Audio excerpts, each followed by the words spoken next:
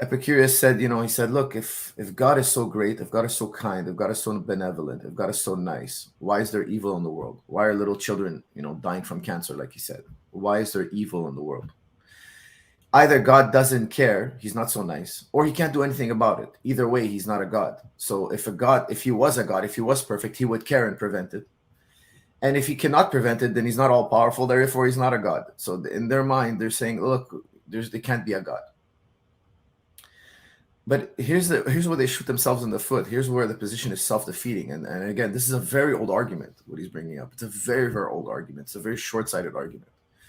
Is how would you know there's evil if there is no God?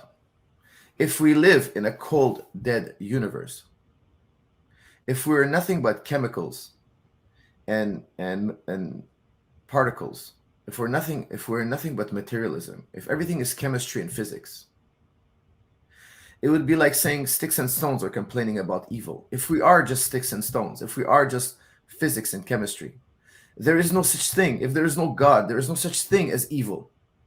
By saying you see an evil in the world, you are admitting that there is a God. This is not just me saying, this is a rationalist throughout the ages. Because without God, there is no evil. Without God, there is no right and wrong. If there's no God, everything is permissible. This is a classic quote here throughout. I'm forgetting the author's name.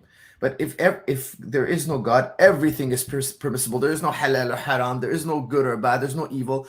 How come, if we are nothing but machinery, how come, this is the classic rebuttal to his question, how come if we are machinery, how come if we are nothing but physics and chemistry, how do you even know? How come you're conscious of evil? This is the question now. He has to have some introspect here. And he's going to say, look, I see the world as good and bad. But there is no, this is a classic question in the works of Plato. It's called the Euthyphro dilemma. Does God say something is haram because does God say something is evil or good because it has the germ of evil or good within it? Or is it evil or good because God said so? It could have been, murder could have been good if God said murder is good. He could have flipped it. It's relative to what God's opinion is. Or is murder in itself evil? This is a Euthyphroian dilemma. This man is saying, look, I see evil in the world, but I don't see a God. There is no evil in the world. If you are truly an atheistic materialist philosopher, it's a self-defeating position. There is no evil. Why do you think Stalin and Hitler could kill millions of people and then sleep well at night?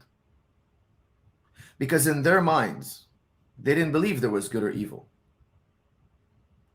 Killing somebody, if I remove your head off your shoulders, it's the same as if I move this coffee mug from one place to the other on my desk. It's just I took material and I rearranged material from one place to another. If you're truly an atheist, a human being is just a machine. It's like removing the wheel off your car and replacing it with another wheel, or scrapping your car completely. It's just physics and chemistry. There is nothing else. By saying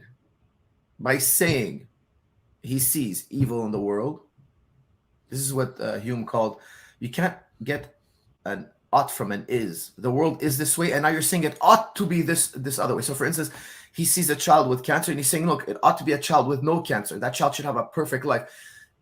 Hume is saying, look, if we're going to be atheists, if we're going to say there's no God, we cannot say ought. We cannot say this, the world ought to be like this if we are atheists. So the fact that he's taking this position is self-defeating. Now, I have a lot more